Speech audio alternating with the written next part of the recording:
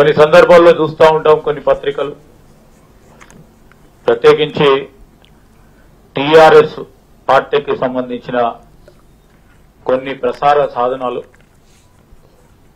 ఏ విధంగానైతే Jubilee hills election సందర్భంలో విష ప్రచారం చేస్తూ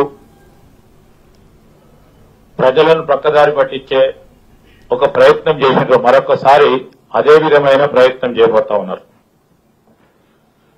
ఎన్నిసార్లు ఫెయిల్ అయినా కానీ వారికి బుద్ధి వచ్చేటట్టు లేదు. టీఆర్ఎస్ సంబంధించిన నాయకత్వం, ప్రత్యేకించి కేటీఆర్ గారు అనేక విషయాలు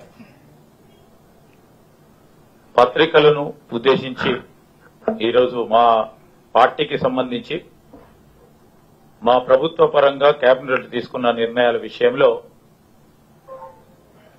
కొన్ని ఆరోపణలు చేశారు. 10 సంవత్సరాల కాలం పాటు సుదీర్ఘ అనుభవం మంత్రిగా ఉన్న కేటీఆర్ గారు ఈ విధంగా మాట్లాడుతూ ఉన్నాడంటే ఇప్పటికైనా వారి ఆలోచన ధరలో మార్పు రావాలి. సరే, మాకు కూడా మంచిదే, ప్రజలకు మరొకసారి మా విధానపరమైన నిర్ణయం చెప్పుకోవడానికి ఆస్కారం కల్పించారు. మేము గత ప్రభుత్వం లాగా ఇష్టారాజ్యంగా అడ్డగోలుగా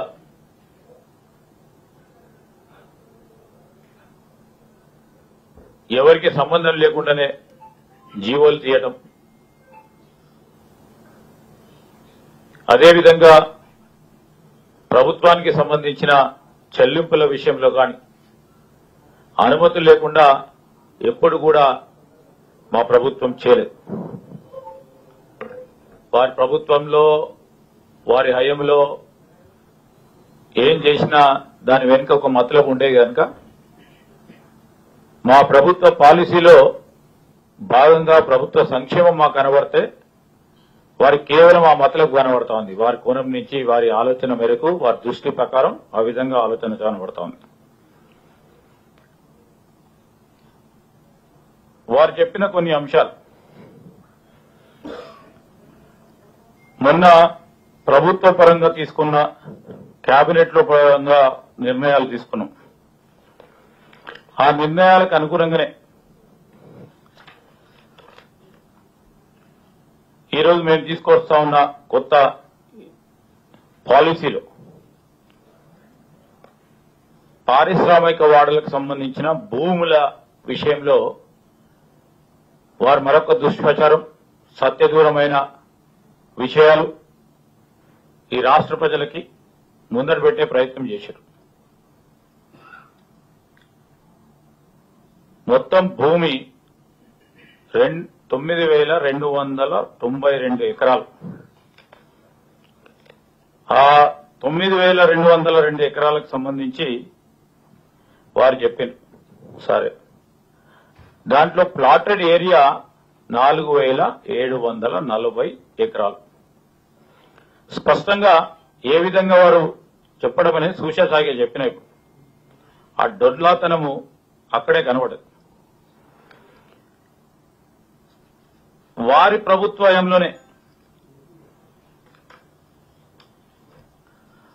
ప్రభుత్వంలోనే ఓ 3 జీవోలు తీసుకొచ్చారు. ఆ జీవోలకు సంబంధించి ఈ పారిశ్రామిక వాడలకు సంబంధించి పరిశ్రమలకు ప్రోత్సాహం చేయాలని ఒకటి లీజ్ ల్యాండ్స్ ఉంటాయి. పరిశ్రమలను ప్రోత్సాహం చేయాలని ప్రభుత్వం అనేక సంవత్సరాలుగా ఇండస్ట్రీస్ పరంగా ఒక రేటును ఏర్పాటు చేసుకొని ఆ రేటు పరంగా పూర్తి స్థాయిలో ఉన్న ఆ భూముల పరంగా ఉన్న హక్కులను ఆ పారిశ్రామికవేత్తలకి, చిన్న మధ్య పెద్ద పారిశ్రామికవేత్తలకి ఇచ్చి దాన్ని ఫ్రీ హోల్డ్ ల్యాండ్ గా గుర్తించడం జరుగుతుంది. Simple logic. 2023 వారి ప్రభుత్వ హయాంలో వారు 3 జీవోలు ఇచ్చారు. ఒకటి ఆజామాబాద్, రెండోది బాలనగర్, మూడోది హఫీజ్పేట్. ఈ 3 జియోలకు సంబంధించి జిఓఎంఎస్ 19 ఆజామాబాద్ కు సంబంధించి, జిఓఎంఎస్ 20 29/8/2023లో హఫీజ్పేట్ కూడా జిఓఎంఎస్ 21. అదే డేట్ లో వారి Hyderabad industrial land transformation policy అని తీసుకొచ్చి ఈ ఇండస్ట్రియల్ ల్యాండ్స్ ఎస్టేట్స్ కూడా ఏవైతే ఉన్నాయో ఈ లీజ్ ల్యాండ్స్ ఈ లీజ్ ల్యాండ్స్ ని ఫ్రీ హోల్డ్ చేయాలని చెప్పడం జరిగింది. సో ఇప్పుడు మేము తీసుకొస్తా ఉన్న పాలసీ ప్రకారం ఈ ఆజామాబాదు, బాలనగర్, హఫీజ్పేట్ కు సంబంధించిన లీజ్ హోల్డ్ ల్యాండ్స్ వారే చేసిండ్రు, దీంట్లో లేదు. ఒకటి వారేం చెప్తా ఉన్నారు, లీజ్ హోల్డ్ ల్యాండ్ కు సంబంధించి వారు తీసుకున్న నిర్ణయం ఈరోజు ఈ ప్లాటెడ్ ఏరియాకు సంబంధించిన ఫ్రీ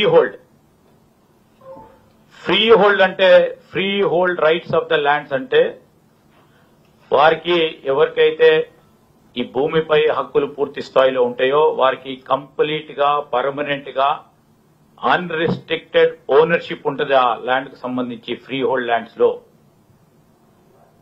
అక్కడ ఉన్న వారి స్ట్రక్చర్స్ పై వారికే అధికారం ఉంటుంది. ఈ పారిశ్రామిక వాళ్ళ భూముల స్వాధీనంలో, అనుభవంలో ఉన్నవారికి ఫ్రీ హోల్డ్ రైట్స్ ని లీజ్ హోల్డ్ చేస్తా ఉన్న రైట్స్ బీఆర్ఎస్ ఇంతకుముందు చెప్పినట్టు 3 జీవోలు కూడా చేయడం జరిగింది. ఇప్పుడు ఫ్రీ హోల్డ్ లో ఉన్న భూములకు ఇంపాక్ట్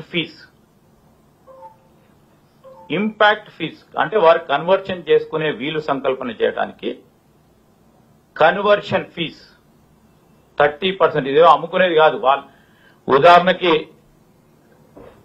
మీకు భూమి ఉంటే దాన్ని అమ్ముకునే హక్కు మాకుండదు, ప్రభుత్వానికి ఉండదు.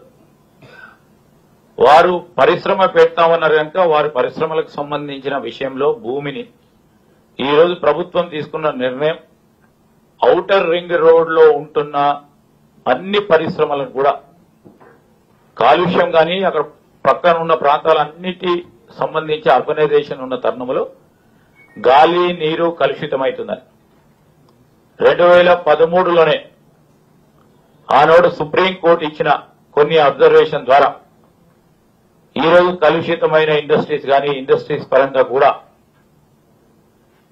ఒక నిర్ణయం తీసుకోవాలని, దాని తదుపరి టీఆర్ఎస్ పార్టీ ప్రభుత్వం కూడా తీసుకున్న కొన్ని నిర్ణయాలు ఈరోజు ఔటర్ రింగ్ రోడ్ లో లోపల ఉన్న పరిశ్రమలన్నింటినీ కూడా రీలొకేట్ చేసుకునే ఒక కార్యాచరణ తీసుకొని ఇటు ప్రజలకు ఉపయోగపడే విధంగా, మరి ఆ చిన్న పరిశ్రమలు, ఇతర పరిశ్రమలకు సంబంధించిన వారికి కూడా పరిశ్రమలను నడపలేకపోతా ఉన్నారు, సిక్ అయి ఉన్నాయి, కొన్ని సందర్భాల్లో ఇబ్బందికరంగా ఉన్నాయి, వారి భూమిని ఏ విధంగా కూడా ఉపయోగించుకోవటం లేదు.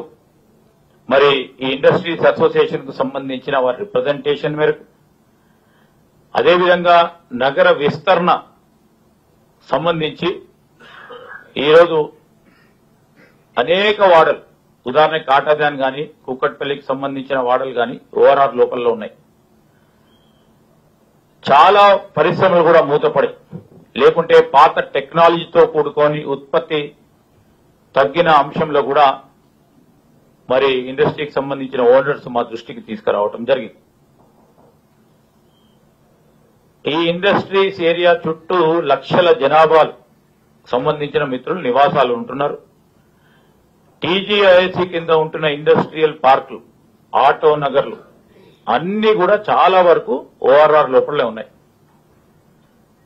వీటన్నిటిని కూడా ఓఆర్ఆర్ వెలుపలకు తీసుకెళ్లాలని, తరలించాలని ప్రభుత్వం నిర్ణయం తీసుకున్న విషయం మొదటి రోజు నుంచి కూడా చెప్తా ఉన్నాం. కొత్త పాలసీ ప్రకారం టైం డెవలప్మెంట్ ఇంపాక్ట్ ఫీజ్ కింద 80 అడుగుల రోడ్లు ఉన్న పారిశ్రామికవేత్తలో భూమి వినియోగ బదిలింపు, చేంజ్ ఆఫ్ ల్యాండ్ యూస్ కు సబ్ రిజిస్టర్ విలువలో 30% మరియు 50% నిర్ణయం చేయటం జరిగింది. దీనికి సంబంధించి కూడా ఈ 30% భూమి విలువ కాదు, ఇది కన్వర్షన్ ఫీజు. వారు చెప్పింది ఏంది, ప్రభుత్వ భూమి విలువలో 30% అమ్ముడు పెడుతున్నారు, ప్రభుత్వానికి సంబంధించిన భూములు అమ్ముకున్నట్టు విధంగా వారు మాట్లాడారు.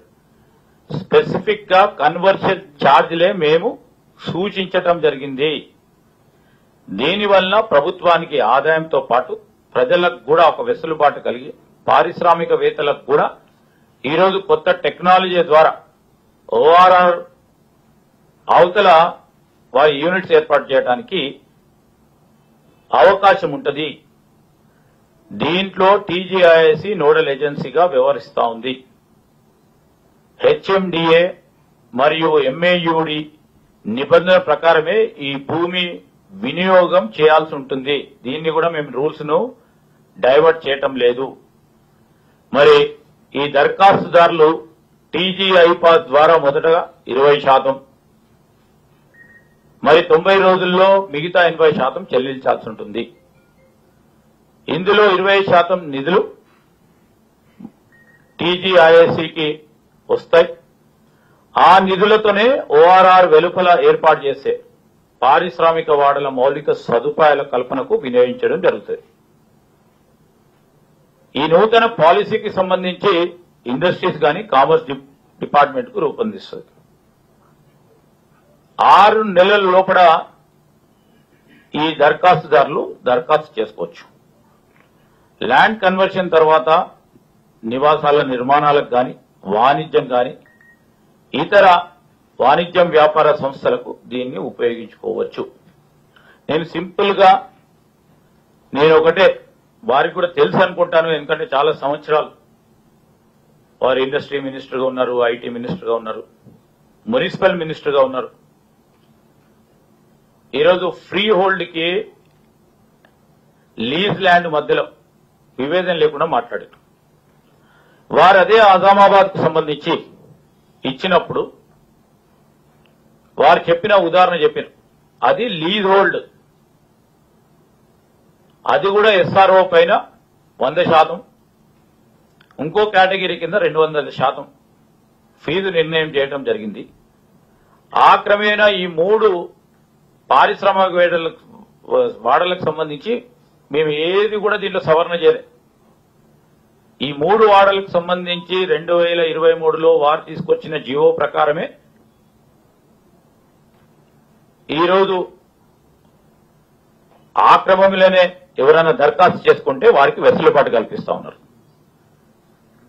మేము ఈరోజు చేసే కార్యక్రమం ఏదో పెద్ద తప్పు చేస్తున్నట్టు వందలాది వేలాది పోయింది. ఇప్పుడు ఏమనంటే లక్షలే వస్తాయి వాళ్ళ నోట్లకెళ్ళి.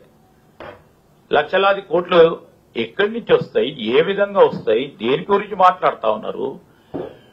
దేనికైనా అర్థవంతమైన చర్చను మొదలు పెడితే దానికి సమాధానం చెప్పొచ్చు. కానీ ఇష్టారాజ్యంగా అడ్డగోలుగా వారు చెప్పే ప్రతి మాట, అది ప్రపంచంలోనే అంటారు, ప్రతి ప్రపంచంలోనే మీరు మాట్లాడే ప్రతి మాటకు సంబంధించి సత్యదూరమైన ప్రచారం చేయడంలో వీరు అతిపెద్ద, మరి ప్రపంచంలోనే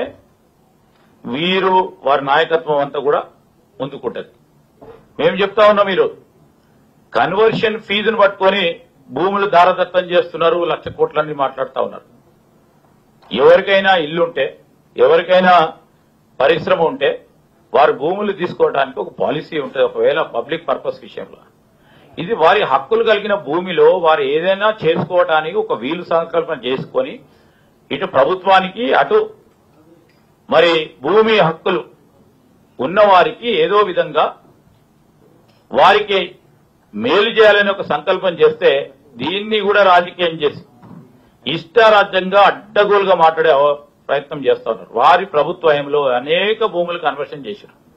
1 కాదు 2 కాదు, అనేక భూములు కన్వర్షన్ చేశారు. గ్రిడ్ పాలసీ తీసుకొచ్చిన వారి హయాంలో 21/1/2001లో ఈరోజు ఈ ప్రభుత్వ భూములకు సంబంధించి ఐటీ అండ్ ఇండస్ట్రీ డిపార్ట్మెంట్ కు సంబంధించి ఒక గ్రిడ్ పాలసీ తీసుకొచ్చారు. గ్రిడ్ పాలసీ ఒక ప్రధానమైన అంశం కూడా కన్వర్షన్ చేసి వారికి ఒక సదుపాయం కల్పించాలనే ఉద్దేశంతోనే వారు పోయినారని మేము అనుకున్నాం. మరి వారు అప్పుడు ఏం చేసినారో మేము ఇప్పుడంతా తీయాల.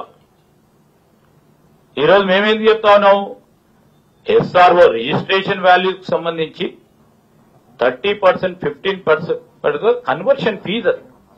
ఇట్స్ నాట్ అబౌట్ అదేదో ఎవరికో వస్తుంది, కింది నుంచి వస్తుంది, పై నుంచి వచ్చాయి అనే అంశం కాకుండా ఈరోజు వారు గ్రిడ్ పాలసీ తీసుకొచ్చి ఆ గ్రిడ్ పాలసీ పరంగా కూడా ఈరోజు డెవలపర్ కి ఏ విధమైన సదుపాయం కల్పించాలి, ఏ విధంగా ఇన్సెంటివ్స్ కల్పించాలి, ఏ విధంగా ముందుకు తీసుకెళ్లాలని వారి ప్రభుత్వంలోనే తీసుకున్నారు.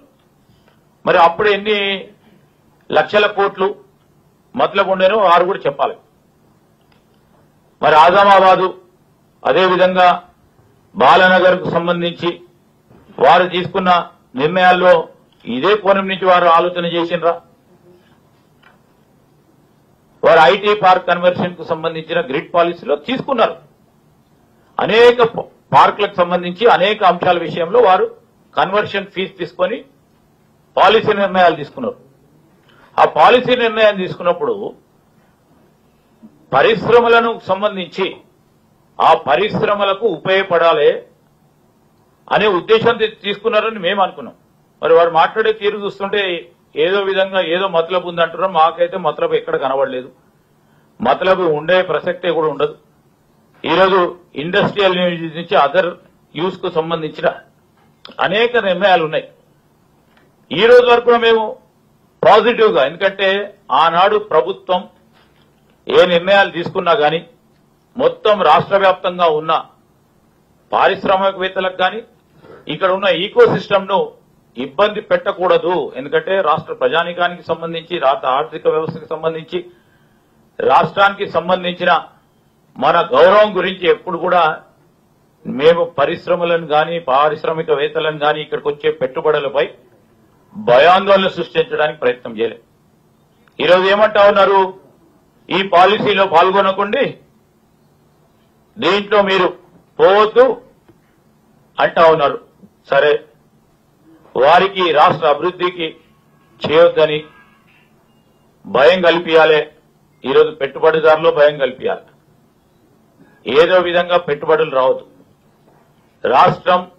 రాష్ట్రానికి సంబంధించి ఆదాయ వనరులకు గండి పెట్టాలి అని ప్రత్యేకమైన ఉద్దేశం బీఆర్ఎస్ పార్టీ నాయకత్వానికి మరి ప్రత్యేకంగా కనబడతా ఉంది. ఈ సందర్భంలో మేము అడుగుతా ఉన్నాం, మీకు సంబంధించి ఆనాడు మీరు తీసుకున్న అనేక నిర్ణయాలకు సంబంధించి, ఆ నిర్ణయాలకు సంబంధించి ఇండస్ట్రీ గాని, ఈరోజు మున్సిపల్ అడ్మినిస్ట్రేషన్ గాని, అదేవిధంగా అర్బన్ డెవలప్మెంట్ కి సంబంధించిన అంశాల విషయంలో రాష్ట్ర ప్రగతిలో భాగంగా రాష్ట్రం ముందంజలో ఉండాలని తీసుకున్న ఓ ప్రోగ్రెసివ్ పాలసీస్ కు సంబంధించి ఇదే విధంగా మేము మాట్లాడితే ఏ విధంగా ఈరోజు రాష్ట్రం ఉంటుందా? పెట్టుబడులు రావద్దు, రాష్ట్రానికి ఆదాయ వనరులు కలిగియొద్దు, రాష్ట్రానికి సంబంధించిన అభివృద్ధి జరగకూడదనే ఉద్దేశం మీరు ఇప్పటికైనా మానుకోండి. ఈరోజు మేము ఏమంటా ఉన్నాము, ఎవరైతే పరిశ్రమలకు సంబంధించిన వారు ఉంటారో వారికి ఎవరికైతే ఫ్రీ హోల్డ్ గానో వారు అప్లికేషన్ పెట్టుకోవచ్చు. ఎవరు అప్లికేషన్ పెట్టుకోకుండా కూడా ఏం కాదు, ఎవరైనా ఫోర్స్ చేసి మ్యాండేటరీగా పెట్టి క్లాస్ పెట్టింది లేదు. వారు చెప్తా ఉన్నారే ఎవరెవరో ఎంఎల్ఏలు చేసుకున్నారని పేర్లు తీశారు. దానికి సంబంధించి కూడా మేము గారు కోరుతా ఉన్నాం, మీకు ఏదైనా ఆధారం ఉంటే మాట్లాడండి. ఊతపదంగా మీ పక్కన రాసిన వాళ్ళు కొన్ని సందర్భాల్లో కొన్ని విషయాలు చెప్తే దాని పరంగానే కొన్ని అంశాలు దృష్టికి తీసుకొచ్చి వారిపైన అభియోగం మోడుస్తా ఉన్నారు. ఇప్పుడు మీరు చెప్తా ఉన్నట్టు మీరు కొంతమంది పేర్లు చెప్పిన వాళ్ళు ప్రభుత్వంలో లేరు. ఫస్ట్ వారికి ఏ విధమైన సంబంధం లేదు. నిజంగానే వారు ఎవరితోనైనా అగ్రిమెంట్లు చేసుకుంటే ఆధారాలతో బయట పెట్టండి. తప్పకుండా మా ప్రభుత్వం ఏ విధంగా స్పందిస్తుందో మీరే చూస్తారు. ఈరోజు కొన్ని ఏదో ట్యాక్స్ గీక్స్ గురించి మాట్లాడుతా ఉన్నారు. ప్రతినిత్యం, ప్రతి సందర్భంలో, ప్రతి సమయంలో ఒక అభూత కల్పనలతో రాష్ట్ర ప్రజానికానికి సంబంధించి సత్యదూరమైన మాటలు చెప్పి వారిని పక్కదారి పట్టించే ప్రయత్నం చేస్తా ఉన్నారు. ఈరోజు జూబ్లీహిల్స్ లో ఎన్నికల్లో ఓడిపోయినప్పటి నుంచి వారి పగలే చుక్కలు వాళ్ళు కనబడతా ఉన్నాయి. అందుకోసమే మరి ముఖ్యమంత్రి గారి పేరు గాని ముఖ్యమంత్రి గారి అంశం గాని ఎప్పటికప్పుడు వారు ప్రతి అంశంలో కూడా చెప్తా ఉన్నారు. మేము ఈ రోజు కూడా చెప్తా ఉన్నాం పరిశ్రమల ఏర్పాటు గురించి. వారికి కూడా తెలుసు, ఇంద్రపూర్వకం ప్రభుత్వాలు నడిపించిన వారికి అందరికీ కూడా తెలుసు. రాయితీతో స్థలాలు పరిశ్రమలు రావాలి, పెట్టుబడులు రావాలి, దానివల్ల ఉపాధి కల్పన రావాలని రాయితీలతో కూడుకున్న అంశం. ఇటు క్యాపిటల్ సబ్సిడీ గాని, ఇటు పవర్ సబ్సిడీ గాని, ఇటు ల్యాండ్ ప్రైస్ సబ్సిడీతో పాటు పరిశ్రమలను ప్రోత్సాహం చేసే కార్యాచరణ తీసుకుంటాం. మీరే చూస్తా ఉన్నారు కొన్ని రాష్ట్రాల్లో 99 పైసలకే ఒక ఎకరం కేటాయింపు చేస్తా ఉన్నారు. వారు పెట్టుబడులు రావాలనో ఉపాధి కలగాలనే వారి బాధలు వారు పడతా ఉండొచ్చు. ఇప్పుడు పరిశ్రమలు వస్తే ఉపాధి పెరుగుతుంది, రాష్ట్రం అభివృద్ధి చెందుతుందనే ఒక ఆలోచనతోనే మా రాష్ట్ర ప్రభుత్వం ముందుకెళ్తాం. సరే, మీరు చేస్తే ఏదైనా మంచిది. మా రాష్ట్ర ప్రభుత్వం ముఖ్యమంత్రి రేవంత్ రెడ్డి గారి నాయకత్వంలో ఈ రోజు మేము పెట్టుబడులు రావాలి, ఉపాధి పెంచాలి, పారిశ్రామికవేత్తలకి పక్క రాష్ట్రాలకు ఈ రోజు మొత్తం మన దేశంలో ఉన్న రాష్ట్రాలంటి కంటే మెరుగ్గా మనం ఒక పారిశ్రామిక పాలసీని తీసుకురావాలి. అనుగుణంగా ఈ రోజు మనము యావత్ ప్రపంచంలోనే ఒక గ్లోబల్ సిటీగా ఎదగాలని ఒక ప్రయత్నం చేస్తా ఉన్నామో దాన్ని ఏ విధంగా అడ్డుకోవాలని ప్రతి నిత్యం, ప్రతి క్షణం, ప్రతి రోజు ఈరోజు బీఆర్ఎస్ పార్టీ నాయకత్వం ఆలోచన తీరు కనబడ్డది ఈ రోజు వారి మాటల్లో. మేము చెప్తా ఉన్నాం ఈ ట్రాన్స్ఫర్మేటివ్ పాలసీ అనేది ఎంతమంది అయితే ఈ పరిశ్రమలకు సంబంధించి వారి సొంత ల్యాండ్లు ఉన్నాయో ఆ భూమిపై ఉన్న అధికారాలు వారికి ఉన్నప్పటికీ, ఫ్రీ హోల్డ్ ల్యాండ్ వారు ఉన్నప్పుడు వారు ఈ పాలసీ ద్వారా వారికి ఏదైనా అవకాశం ఉంటుందంటే అప్లికేషన్ పెట్టుకుంటారు. పెట్టుకోవాలని కంపల్షన్ లేదు. ఎర్లీ బర్డ్ ఆఫర్ అని ప్రతి అంశంలో కూడా మనం చెప్తా ఉంటాం. ఎవరైతే ముందుకు పెట్టుకుంటారో తొందరగా చేసే ప్రయత్నం చేయడానికి. దీంట్లో ఏదో ఉంది, దీంట్లో ఏదో పెద్దగా నడుస్తా ఉంది. వారి సంబంధిత పత్రికల్లో మరి వస్తున్న వార్తలకు అనుగుణంగా ఈ విధంగా మాట్లాడటం అనేది సరికాదు. ఇప్పటికైనా మానుకోండి. ఒక క్లియర్ పాలసీని, ఒక ఫెయిర్ పాలసీని ప్రజల ముందు అడుగుస్తా ఉన్నాం. మన నగరం ఈరోజు మేమే కాదు, వారు కూడా చాలా మంది కూడా ఇక్కడే ఉంటారు. మహానగరంగా, ప్రపంచవ్యాప్తంగా పెద్ద నగరంగా ఎదగాలని,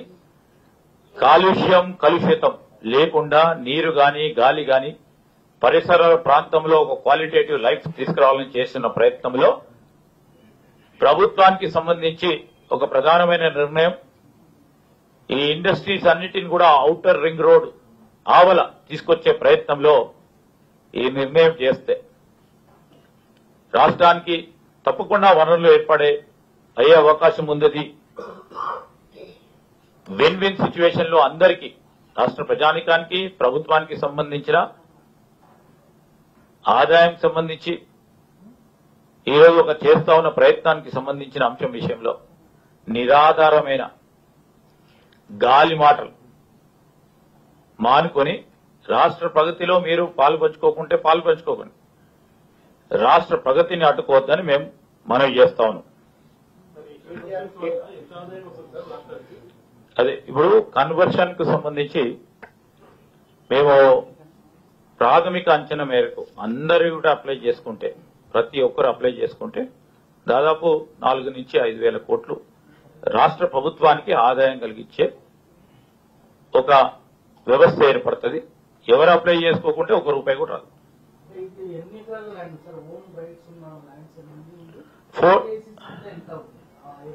ఐఏసీ కింద ఏముండదు.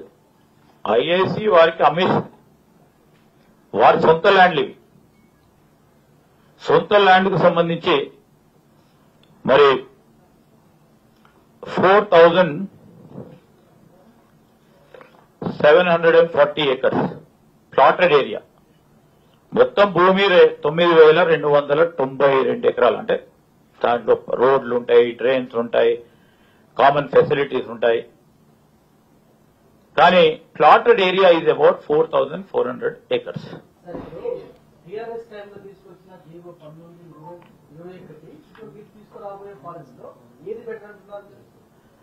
వారు తీసుకో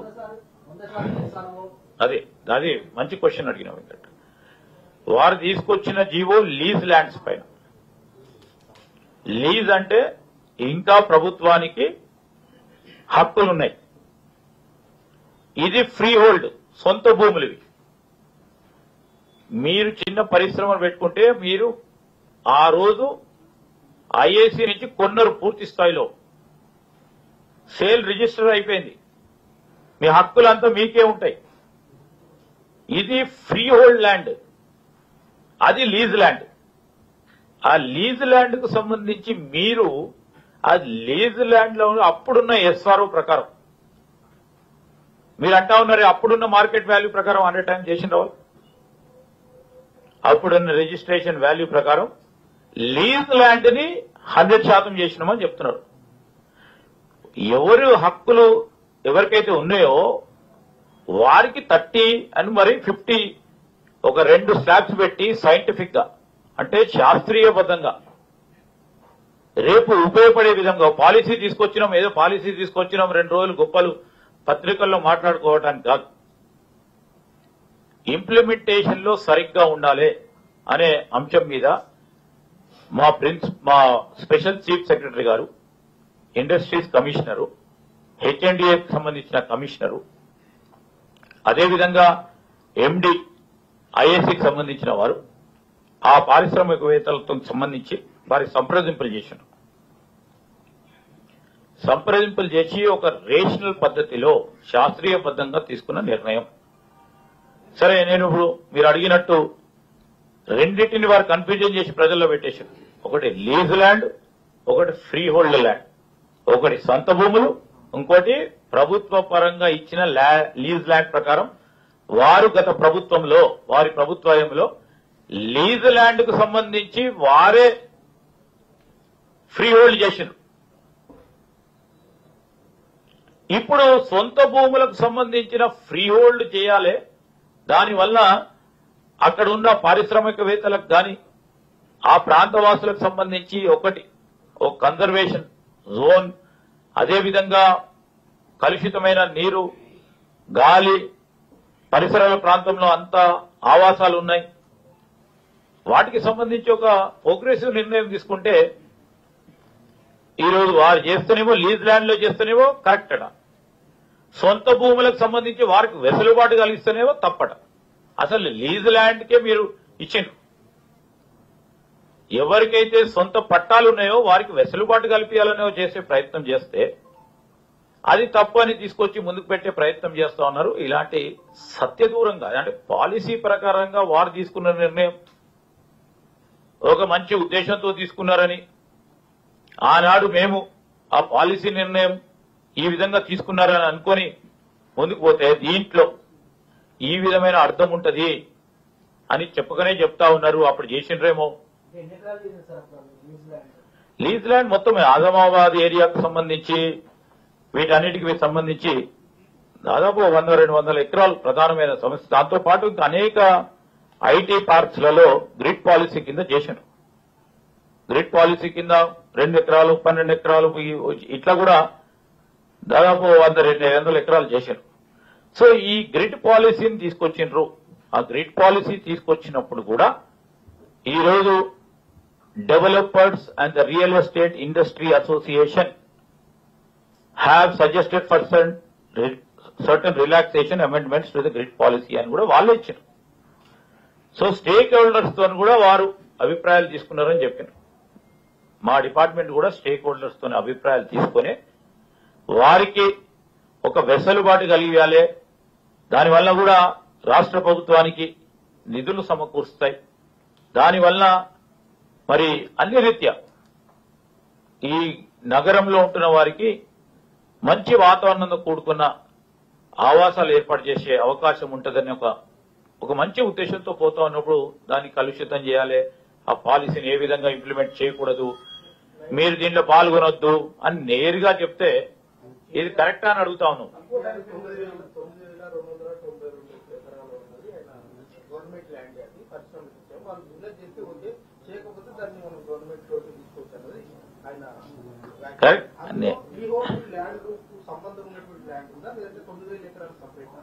ఇప్పుడు అదే చెప్తా ఉన్నాం బ్రదర్. 9,292 ఎకరాలు ఈ ఏరియాస్ అంతా ఇండస్ట్రియల్ ఏరియా. దాంట్లో ప్లాటెడ్ ఏరియా ప్లాట్ చేసి ఇండస్ట్రీస్ ఇచ్చిన ఏరియా 4,740 ఎకర్స్.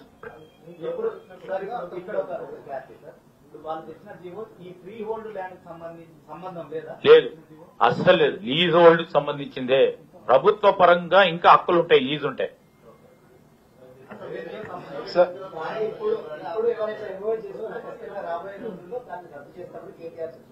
ఇప్పుడు పాలసీ రద్దు చేయాలి, ఏ ప్రభుత్వ పరంగా రాబోయే రోజుల్లో వాళ్ళు వస్తే కదా మాట్లాడిన తర్వాత అది విషయం. కానీ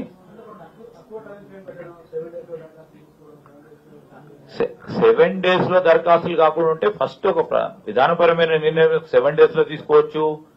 మొత్తం మేము పూర్తి స్థాయిలో అన్ని తీర్ల రెడీ ఉంటే 2 days లో కూడా తీసుకోవచ్చు. ఏముందన్న ఇప్పుడు అన్ని సూచించింది ఒక సిస్టమాటిక్ గా సైంటిఫిక్ వేలో తీసుకుని సూచించడం జరిగింది.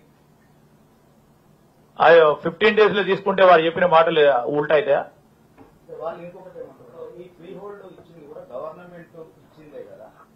దాని నుంచి మనం ఎక్కువ రాబట్టుకోవచ్చు కదా. 30% ఇచ్చి వెనకాల నుంచి 60-70 వీళ్ళు తీసుకుంటారు అనేటువంటిది. ఎవరైనా 60-70 ఇచ్చినాక వాడు గవర్నమెంట్ దగ్గరికి వస్తాడు. ఈక్వల్ గా ఇప్పుడు సింపుల్ లాజిక్, ఎవరైనా కానీ వారు చేసే వాణిజ్యం వ్యాపార పైన 2 రూపాయలు సాధించాలని ఆలోచన చేస్తారు ఈ వెసులుబాటుతో. కానీ దాంట్లో ప్రభుత్వంని పెట్టి దీన్ని దుష్ప్రచారం చేయాలనేది కరెక్ట్ కాదు. వెనకకి ఇచ్చేది ముందుకు ఇచ్చేది ఎవడని ఎందుకు ఇస్తారు? అంటే వెనకకి ఇచ్చేది ఒక పేర్లు చెప్పారు సార్. మీ సీఎం గారి బ్రదర్స్ ఫ్రెండ్స్ అంతా కలిసి వెనకాల ఈ మూట తయారు చేశారు అనేది. ఇప్పుడు ప్రతిసారి వారి అన్నదమ్ముల గురించి మాట్లాడుతా ఉన్నారు, పేర్లు తీసుకొస్తా ఉన్నారు. వారు ప్రభుత్వంలో లేరు, వారికి సంబంధం లేదు. దానితో పాటు వారు ఎవరితోనైనా ఎంఓయూలు చేస్తా చెప్తా ఉన్నారే, తీసుకురమ్మనండి. ఎంఓయూలు చేసినని చెప్తున్నాడు కదా, తీసుకురమ్మని చెప్పండి, చూపెట్టాల్సింది కదా పత్రికలకు కూడా. ఈరోజు ఆరోపణ చేశాడు, మనకి ఆధారాలు ఉన్నాయి, అన్నదమ్ములు కావచ్చు, కేటీఆర్ రేవంత్ రెడ్డి గారి ఉంది డైరెక్ట్ గవర్నమెంట్ దాదాపు 1,000 కోట్ల రూపాయలు చేసిన. ఇప్పుడు ఏమంటున్నామండి, వారు ప్రభుత్వంలో లేరు, వారు ఎక్కడ కూడా అగ్రిమెంట్ అసలు పాలసీయే ఇప్పుడు మనం ప్రభుత్వం తీసుకున్నది, జీవో వచ్చింది, అప్పుడే అన్ని 1,000 కోట్లు ఉంటాయా?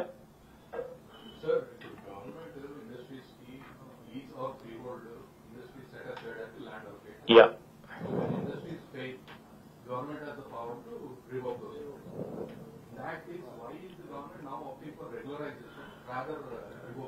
ఎస్. ఇప్పుడు ప్రభుత్వం ఫ్రీ హోల్డ్ చేసిన తర్వాత అంటే మీకు పూర్తి స్థాయిలో సేల్ చేసిన తర్వాత హక్కులు రావు మళ్ళా తిరిగి. సింపుల్.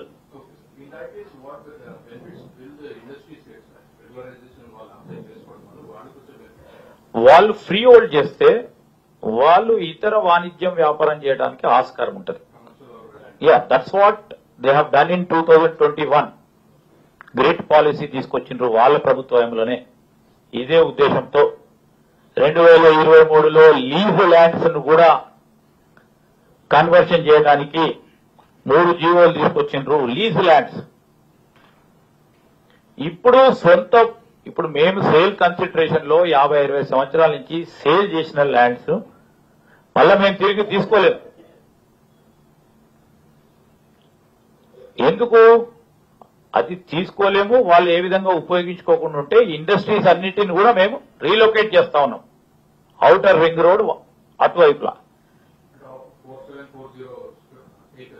యా, ఈ టేకర్స్ ఉంటే మీరు అప్లికేషన్ పెట్టుకోకుండా వాళ్ళని ఫోర్స్ చేస్తే చేయలేం కదా. సో ఆ అవకాశం ఇచ్చాం. అవకాశం